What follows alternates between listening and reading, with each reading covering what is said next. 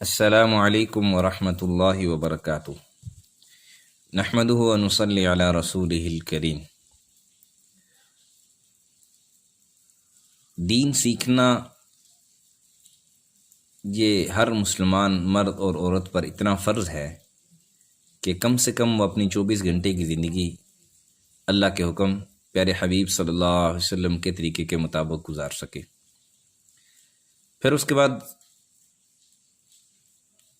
اپنے اپنے شعبے کے متعلق، جس شعبے سے جو منسلک ہے اس کے متعلق اس کے احکامات سیکھنا، یہ ہر شعبے کے اس فرد کے لیے لازمی ہے۔ بہرحال ہم نے 20 روزہ تربیتی کورس کا جو اہتمام کیا ہے، اس میں آپ سے وعدے کے مطابق پہلے آیات ہوں گی، دو آیات ہوں گی انشاءاللہ روزانہ، اور اس کے بعد 2 احادیث، 2 مسنون دعائیں، اور پہلے نماز کے احکامات، اور اس کے بعد پھر زکوٰۃ وغیرہ کے احکامات ہوں گے۔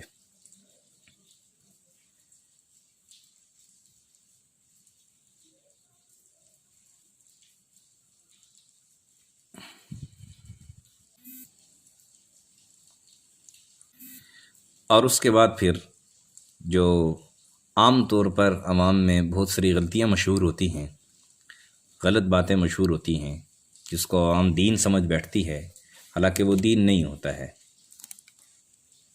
تو وہ انشاءاللہ اس کے بعد بیان کی جائیں گے تھوڑے تھوڑے کر کے روزانہ انشاءاللہ۔ تو سب سے پہلے ہم ابتدا کرتے ہیں آیات مبارکہ سے۔ اعوذ باللہ من الشیطان الرجیم، بسم اللہ الرحمن الرحیم، یا ایہا الذین آمنوا استعینوا بالصبر والصلاة ان اللہ مع الصابرین۔ یہ سورہ بقرہ کی آیت ہے جس کا ترجمہ یہ ہے کہ اے ایمان والو، صبر اور نماز سے اللہ کی مدد لیا کرو، بے شک اللہ تعالیٰ صبر کرنے والوں کے ساتھ ہے۔ یعنی ایمان والوں کو جب مدد کی ضرورت ہو تو ان کو 2 کام کرنے ہیں، 2 کام وہ کریں گے تو اللہ تعالیٰ کی مدد ان کے ساتھ جو ہے نا شامل حال ہوگی، اور اللہ کی مدد ان کو حاصل ہوگی۔ سب سے پہلا اللہ فرماتے ہیں کہ صبر کے ذریعے، کہ اللہ کی طرف سے اگر کوئی مصیبت آئی ہے، کوئی آزمائش آئی ہے، کوئی امتحان آیا ہے تو اس پر صبر، اور پھر دوسرے نمبر پر نماز۔ اور پھر اللہ تعالیٰ نے فرمایا کہ ان اللہ مع الصابرین، کہ اللہ تعالیٰ صبر کرنے والوں کے ساتھ ہے، کہ اللہ کی مدد صبر کرنے والوں کے ساتھ ہوتی ہے۔ تو اس لیے ہر حال میں، پریشانی کے حال میں بھی اور خوشی کے حال میں، ہر حال میں ہم صبر سے کام لیں۔ اس کے بعد احادیث پڑھ لیتے ہیں۔ آج کی جو پہلے سبق کی جو پہلی حدیث ہے، یہ احادیث کی یاد کرنے کی فضیلت کے بیان میں ہے۔ میری سب گروپ ممبران سے گزارش ہوگی کہ وہ روزانہ ساتھ ہی یہ احادیث، مسنون دعائیں اور یہ احکامات کوشش یہ فرمائیں، یاد کرنے کی کوشش فرمائیں۔ ساتھ تھوڑی تھوڑی کر کے یاد کرتے رہیں گے۔ روزانہ 2 احادیث ہیں، 2 مسنون دعائیں ہوں گی، تو یہ تھوڑی تھوڑی کر کے روزانہ ہم یاد کریں گے، اور یاد کر کے اپنے بچوں کو بھی یاد کروائیں، اور گھر میں کسی کو سنا دیں۔ تو پہلی حدیث ہے، قال النبی صلی اللہ علیہ وسلم من حفظ على امتی 40 حدیثا فی امر دینها بعثه اللہ فقیہا وکنت له یوم القیامت شافعا وشہیدا۔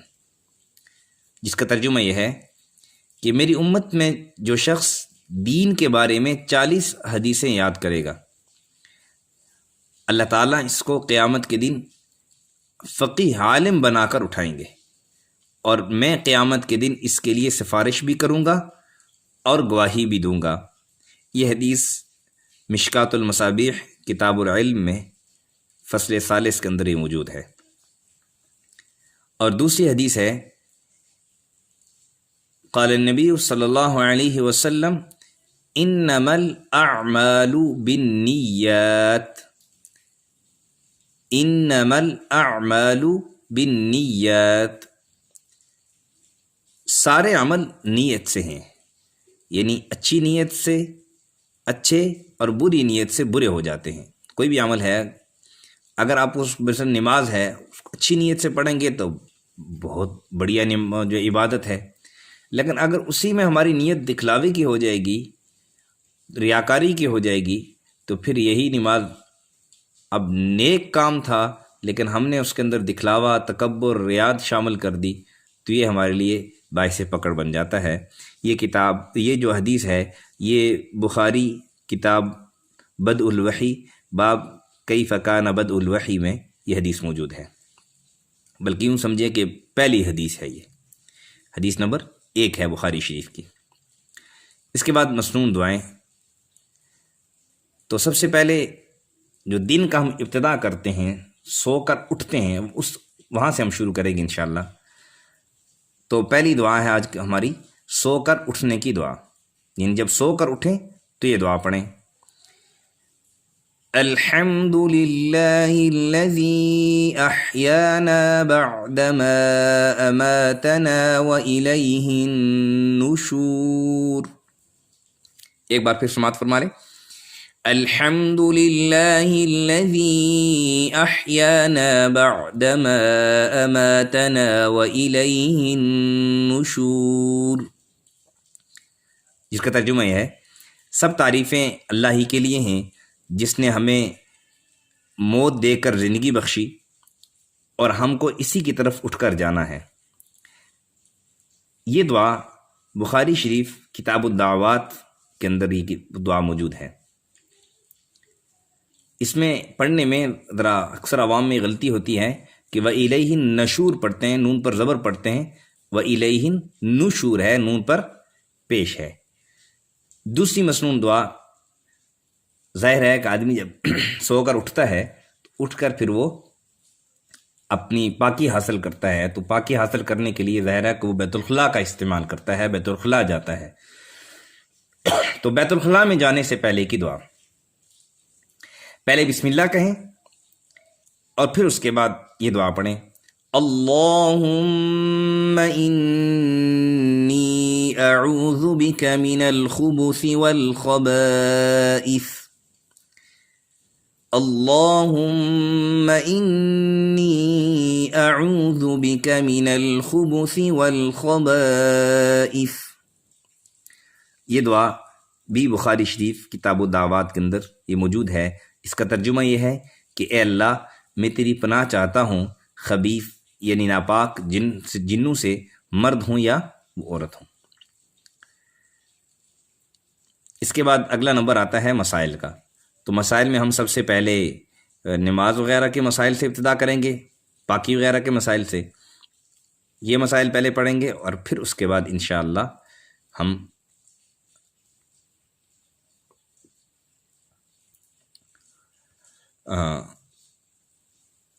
زکوٰۃ وغیرہ کے مسائل پڑھیں گے۔ تو ایک بات رہ گئی کہ مسنون دعائیں انشاءاللہ روزانہ ہم 4 پڑھیں گے، تب جا کر 80 مسنون دعائیں ہوں گی۔ ظاہر ہے 20 دن کا کورس ہے تو 4 مسنون دعائیں ہمیں پڑھنی پڑے گی، تب جا کر یعنی ہماری 80 مسنون دعائیں جو ہے وہ پوری ہوں گی انشاءاللہ 20 دن کے اندر۔ تو بیت الخلاء میں داخل ہونے کے بعد آدمی کو اپنا ستر کھولنا پڑتا ہے۔ تو نبی کریم صلی اللہ علیہ وسلم نے فرمایا کہ مسلمان جب کپڑے اتارے تو جن یعنی شیطان کی آنکھوں اور انسان کی شرمگاہ کے درمیان کا پردہ ہے، تو یہ کہے، یہ پردہ ہے شیطان اور انسان کی آنکھوں کے جو ہے درمیان، یہ پردہ ہے، یعنی اپنی شرمگاہ جو ہے وہ کسی کو نہیں دکھانی چاہیے۔ تو جب یہ کپڑے اتارے تو یہ دعا کہے، بسم اللہ الذی لا الہ الا ہو یہ دعا موجود ہے عمل اليوم واللیلہ لابن سنی باب ما یقول اذا خلع ثوبا بالغسل۔ ترجمہ اس کا یہ ہے کہ اللہ تعالیٰ کے نام سے جس کے علاوہ کوئی معبود نہیں۔ اور چوتھی مسنون دعا، مسلمان جب اٹھتا ہے تو جس کو اللہ تعالیٰ تہجد کی توفیق دیتے ہیں تو وہ تہجد کی نماز پڑھتا ہے، اور تہجد کی دعائیں اپنی ہیں، نبی پاک صلی اللہ علیہ وسلم سے منقول ہیں، لمبی لمبی دعائیں ہیں۔ یہاں پر چونکہ ہماری کوشش یہ ہے کہ ہم اپنے اس کورس میں مختصر دعاؤں کا شامل کریں تاکہ یاد کرنا بھی آسان ہو۔ تو فجر کی سنتیں آدمی پڑھتا ہے، تو فجر کی سنتیں پڑھنے کے بعد یہ دعا جو پڑھتے ہیں، حضرت ابو الملیح عامر ابن اسامہ رضی اللہ رحمۃ اللہ علیہ اپنے والد سے روایت کرتے ہیں کہ انہوں نے فجر کی سنتیں پڑھی اور قریب ہی نبی کریم صلی اللہ علیہ وسلم نے 2 ہلکی رکعتیں سنت فجر پڑھی، اور پھر آپ صلی اللہ علیہ وسلم کو بیٹھے بیٹھے یہ دعا پڑھتے ہوئے سناؤ۔ حضرت ابو الملیح عامر ابن اسامہ رضی اللہ تعالی رحمۃ اللہ علیہ کے والد نے یہ سنا کہ آپ صلی اللہ علیہ وسلم یہ فرما رہے تھے، اللہم رب جبرائیل و اسرافیل و میکائیل و محمد النبی صلی اللہ علیہ وسلم اعوذ بک من النار۔ پھر دعا سن لیں، اللہم رب جبرائیل و اسرافیل و میکائیل و محمد النبی صلی اللہ علیہ وسلم اعوذ بک من النار۔ ترجمہ اس کا یہ ہے کہ اے اللہ، حضرت جبرائیل، اسرافیل، میکائیل علیہم السلام اور حضرت محمد صلی اللہ علیہ وسلم کے پروردگار، میں آپ کی پناہ میں آتا ہوں جہنم کی آگ سے۔ اور آپ صلی اللہ علیہ وسلم نے دعا 3 بار پڑھی۔ یہ دعا بھی عمل الیوم واللیلہ لابن سنی کے اندر یہ حدیث موجود ہے، باب ما یقول بعد رکعتي الفجر کے اندر یہ دعا موجود ہے۔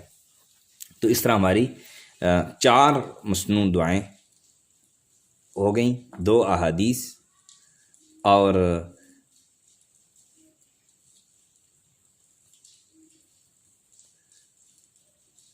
ایک آیت ہوئی۔ انشاءاللہ کل کے سبق میں ہم دوسرے سبق میں، آج کا چونکہ سبق لمبا ہو جاتا اس وجہ سے ہم نے، ورنہ روزانہ کی ہماری 2 آیتیں ہیں، تو آج ہم نے ایک ہی آیت پڑھی تاکہ پہلا سبق ہے زیادہ لمبا نہ ہو جائے۔ اس کے بعد مسائل کی طرف آتے ہیں۔ تو سب سے پہلے آدمی کو کوئی بھی عبادت کرنے کے لیے پاکی حاصل کرنا اس کے لیے ضروری ہوتا ہے۔ تو پاکی حاصل کرنے کے لیے ظاہر ہے وہ وضو کرتا ہے۔ تو سب سے پہلے وضو کے متعلق وضو کے مسائل، تو یہ بات یاد رکھیں کہ وضو کے 4 فرائض ہیں۔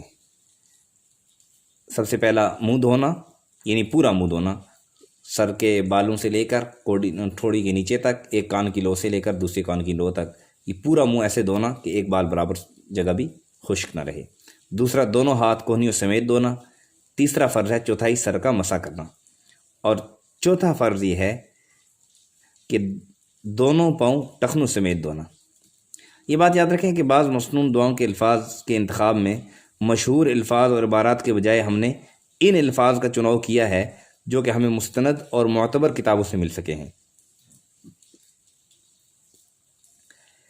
پھر اس کے بعد وضو کے فرائض کے بعد وضو کی سنتیں۔ تو وضو کی سنتیں 9 سنتیں ہیں، وضو کی 9 سنتیں ہیں۔ بعض کتابوں میں آپ کو زیادہ بھی ملیں گی، لیکن ہم نے آپ سے عرض کیا کہ جو ہمیں مستند کتابوں سے ملی ہیں ہم وہی انشاءاللہ بیان کریں گے۔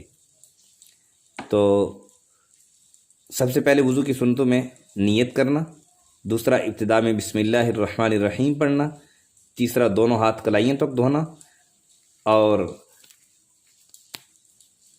چوتھا یہ کہ مسواک کرنا، اگر نہ ہو تو انگلی سے دانتوں کو مل لینا، اور پانچواں یہ ہے کہ 3 مرتبہ کلی کرنا، چھٹا 3 مرتبہ ناک میں پانی ڈالنا، اور ساتواں اگر روزہ نہ ہو تو کلی اور ناک میں پانی چڑھانے میں مبالغہ کرنا، آٹھواں یہ ہے کہ 3 بار چہرہ دھونا، نواں یہ ہے کہ داڑھی کا خلال کرنا۔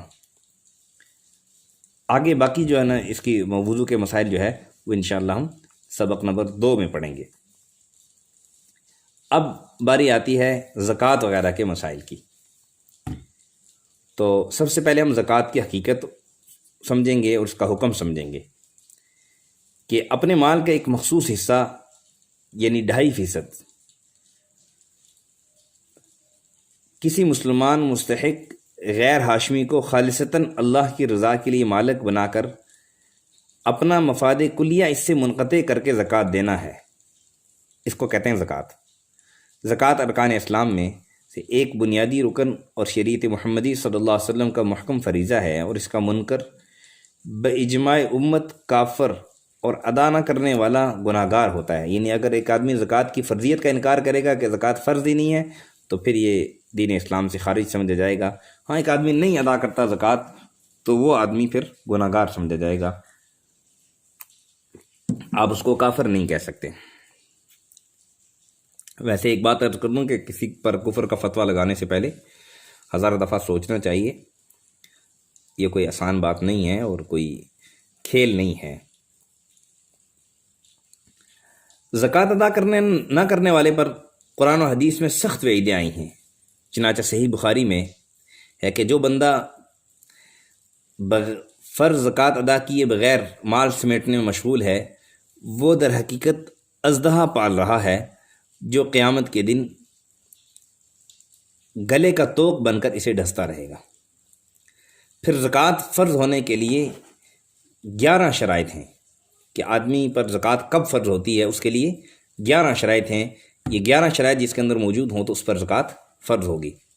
سب سے پہلے یہ کہ یہ آزاد ہو، دوسرا یہ کہ مسلمان ہو، تیسرا یہ کہ عاقل ہو، اور چوتھا یہ کہ بالغ ہو، پانچواں ہے کہ زکوٰۃ کی فرضیت سے واقف ہونا، یعنی اگر یہ دارالکفر میں ہے تو وہاں پر زکوٰۃ کی فرضیت سے یہ واقف ہو، اگر دار اسلام میں ہے تو پھر اس کو واقفیت نہ بھی ہوگی تب بھی زکوٰۃ اس پر فرض ہوگی، اور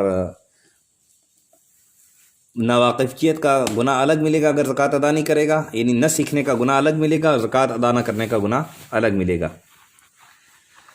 پھر چھٹا یہ کہ بقدر نصاب مال کا مالک ہونا، ساتواں یہ کہ مال نصاب کا پورے طور پر مالک ہو، یعنی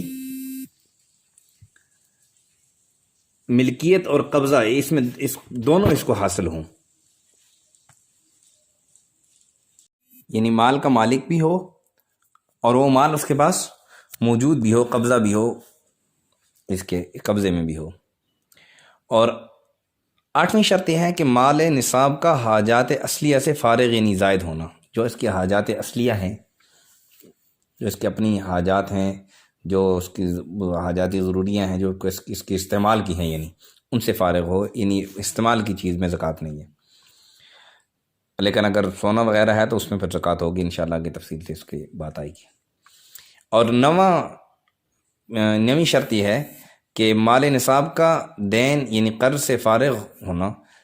دین سے مراد وہ دین ہے، یعنی قرض سے مراد وہ قرض ہے جن کا طلب کرنے والا بندوں میں سے ہو، خواہ وہ دین یعنی قرض بندوں کا ہو، جیسے قرض، مہر یا کفارہ قتل،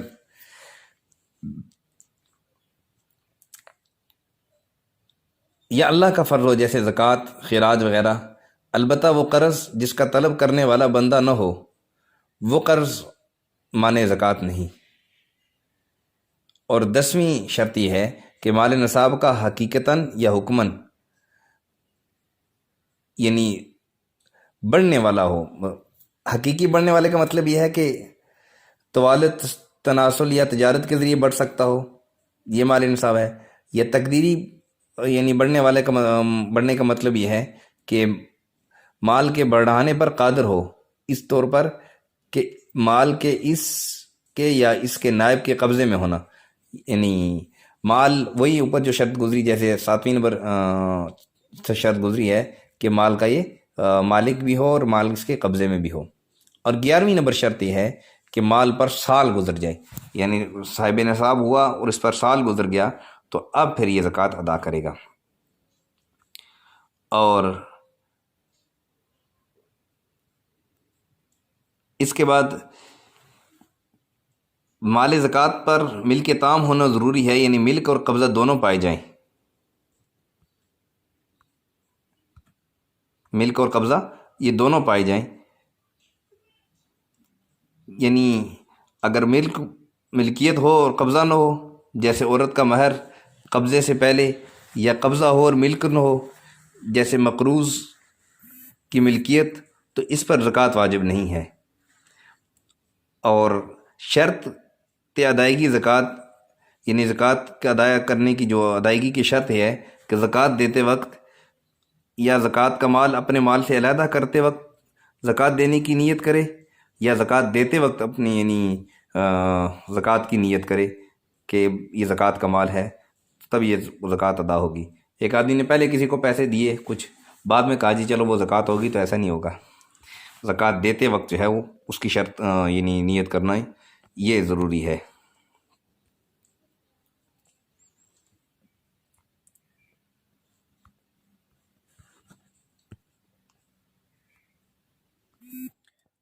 مسائل یہاں تک انشاءاللہ کافی ہیں آج کے سبق کے لیے۔ اس کے بعد آخری نمبر ہے ہمارے اس کورس کے حصے کا، یعنی آخری شق اس کی یہ ہے کہ عام طور پر بہت ساری باتیں جو عوام کے اندر غلط مشہور ہیں ان کی اصلاح۔ تو سب سے پہلے یہ ہے کہ عوام کے اندر مشہور ہے کہ گالی دینے سے 40 روز تک ایمان سے آدمی دور ہو جاتا ہے، اور اگر اس مدت میں مر جائے تو بے ایمان مرتا ہے۔ تو یہ محض غلط ہے۔ ہاں، گالی دینے والا گناہ ہے، یہ الگ بات ہے، لیکن اس سے آدمی جو ہے نا ایمان سے دور ہو جائے اور اسی مدت میں اگر 40 دن کے اندر مر جائے تو یہ بے ایمان مرے گا، ایسی بات نہیں ہے۔ گناہ سے توبہ کر لے، اللہ گناہ معاف کر دیتے ہیں۔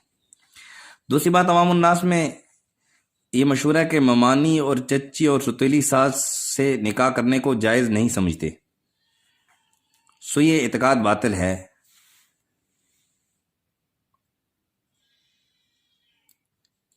اور یوں ہی لحاظ کی وجہ سے کوئی ان رشتوں سے نکاح نہ کرے، وہ اور بات ہے۔ یعنی ایک آدمی یہ لحاظ والے رشتے ہیں ان سے نکاح نہ کرے تو وہ اور بات ہے، لیکن اس کو ناجائز سمجھنا نہیں چاہیے۔ اور یہ مشہور ہے کہ سوتے وقت قطب شمالی کی طرف پاؤں نہ کیے جائیں، تو اس کی کوئی اصل نہیں ہے۔ آپ قبلے کی طرف پاؤں نہ کریں، اور باقی جو ہے نا جدھر بھی پاؤں کر لیں، کوئی اس کے اندر حرج نہیں ہے۔ اور اسی طرح یہ مشہور ہے کہ کینچی نہ بجاؤ، یا گھر میں گھنگچیاں مت رہنے دو، نہیں تو گھر میں لڑائی ہوگی۔ تو یا یہ 2 آدمی ایک کنگھی نہ کریں ورنہ دونوں میں لڑائی ہو جائے گی۔ یہ سب باتیں واہیات ہیں اور بے اصل ہیں۔ ایسے اعتقاد رکھنا یہ بہت بڑا گناہ ہے۔ ایسی جو باتیں ہیں یہ اس طرح سے اعتقادات نہیں رکھنی چاہیے۔ پھر اکثر لوگ اولیاء اللہ کو حاجت روا اور مشکل کشا سمجھ کر اس نیت سے فاتحہ و نیاز دلاتے ہیں کہ ان سے ہمارے کاروبار کو ترقی حاصل ہوگی اور مال اولاد ہوگی اور ہمارا رزق بڑھے گا اور اولاد کی عمر بڑھے گی۔ ہر مسلمان جانتا ہے کہ اس طرح کا عقیدہ محض شرک ہے۔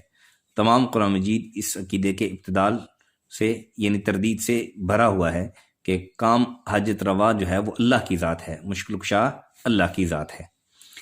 اور اسی طرح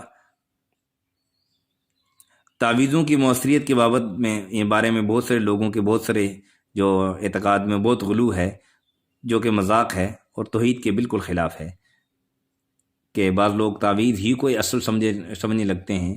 تعویذ سے انکار کرنا یہ الگ بات ہے کہ کوئی آدمی تعویذ سے مکمل قطعی طور پر ہی انکار کرے، ایسا نہیں ہے، لیکن ایک آدمی تعویذ ہی کو سمجھے کہ بس یہی جو ہے نا وہ اصل ہے اور یہی میرا کام کرے گا، اس کے علاوہ میرا جو ہے نا کوئی کام نہیں کر سکتا، تو ایسی بات نہیں ہے، یہ توحید کے خلاف بات ہے۔ سارے کام انسان کے بگاڑتا بھی اللہ ہے، بگاڑنے والی ذات بھی اللہ کی ہے، بنانے والی ذات بھی اللہ کی ہے۔ آج کا یہ سبق یہاں تک کافی ہے۔ ہم نے مسنون دعائیں پڑھی ہیں اور اسی طرح 2 احادیث پڑھی ہیں اور 4 مسنون دعائیں پڑھی ہیں۔ اللہ جل شانہ سے دعا ہے کہ اللہ تعالی ہمیں صحیح دین سیکھنے، سمجھنے، اس پر عمل کرنے اور اس کو دوسروں تک پہنچانے کی توفیق نصیب فرمائے۔ وآخر دعوانا ان الحمد للہ رب العالمین۔ یہ سبق خود بھی سنیں اور جو تو اس گروپ میں ایڈ ہیں وہ یاد بھی کریں، اور جن تک یہ سبق پہنچ گیا تو اب یہ آپ جو اس گروپ تک نہیں پہنچ سکے، ایڈ نہیں ہو سکے، آپ ان تک بھی پہنچانے کی پوری کوشش کریں۔ جو بات نہ سمجھ میں آئے تو آپ پوچھ بھی سکتے ہیں، انشاءاللہ ہماری پوری کوشش ہوگی کہ آپ کی دینی لحاظ سے قرآن و حدیث کی روشنی میں آپ کی پوری رہنمائی کریں۔ وآخر دعوانا ان الحمد للہ رب العالمین۔ السلام علیکم ورحمۃ اللہ وبرکاتہ۔